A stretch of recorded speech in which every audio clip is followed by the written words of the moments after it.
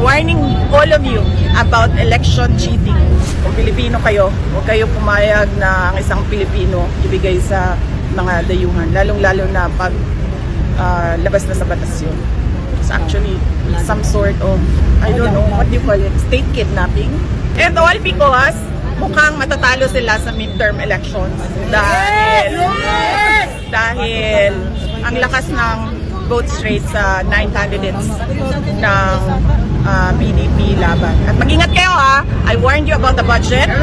I'm warning all of you about election cheating. Ang in charge at siya ang nagsasabi kung sino ang pwedeng pumasok at hindi pumasok. Kausap namin yung aming ICC lawyer and sinabi niya this has never happened before at sinabi niya na it's craziness. Inaasahan po naman sa salita ngayon si DBM sa publiko. Ano inaasahan nyo? Ano mga paliwanag pa or association pa rin? Ano bang inaasahan nyo? Ano pa bang pag diba?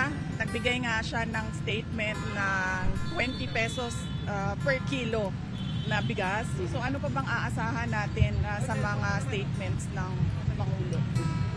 Nakikita naman natin kung ano yung ginagawa nila, na panggigipit nila. Hindi na tayo member ng ICC at noong final yung ICC complaint, out of time na sila. Ni-raise natin yan ilang beses, wala silang jurisdiction, pero tayo lang sa buong mundo ang bayan o bansa na nagko-cooperate sa ICC. Para tayong doormat. The Philippines is like a doormat for other countries, not just the ICC. No? Kung sino man yung sumasamantala sa ating bayan. Yeah. Nakakalungkot dahil saan ka ba nakahanap ng bayan na yung kanyang citizen mismo ibibigay niya sa dayuhan. Nakakahiya bilang isang Pilipino.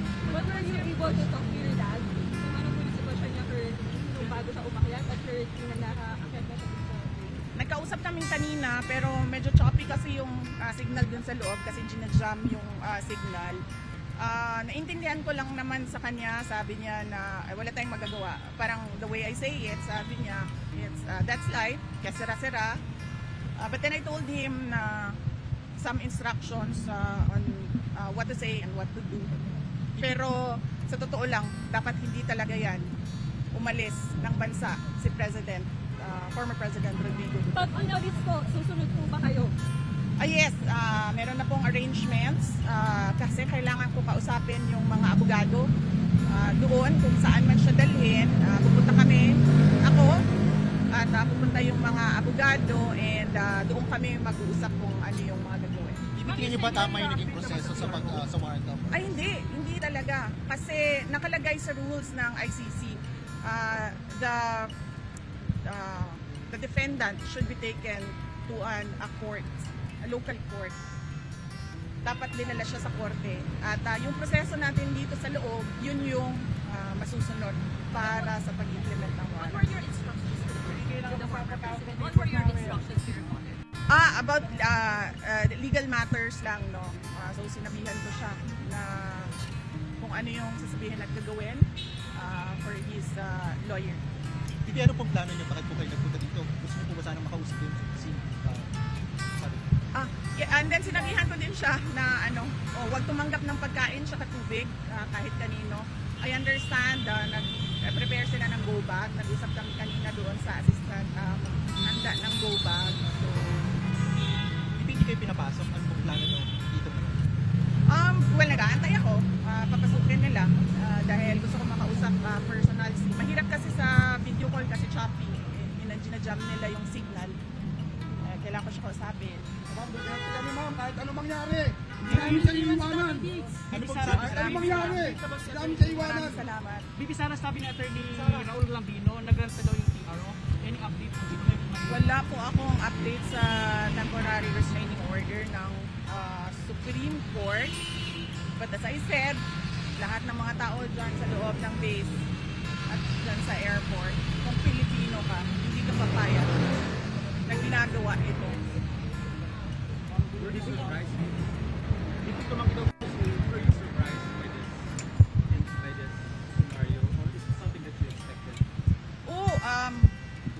the moment that I was still in the cabinet when this was mentioned, and the moment that I talked to the Justice Secretary, and then I noticed that he had very vague answers. We already started to prepare, but I have a different set of lawyers than President Duterte, so we have a book about what to do and all the research materials about ICC. So that is what we did, and then we shared our drafted petition. We had two for me. We shared it with the team of PRRD. VP, I know this may be a sensitive question, but have you reached out to the President himself? No. Regarding the matter? No, Why not? because the way that they are doing it right now, there's no talking to the president, because it's very easy for him to say, do not turn him over to the ICC. You can detain him here, wherever in the Philippines, but do not send him wherever the ICC says. You have a message to BBM.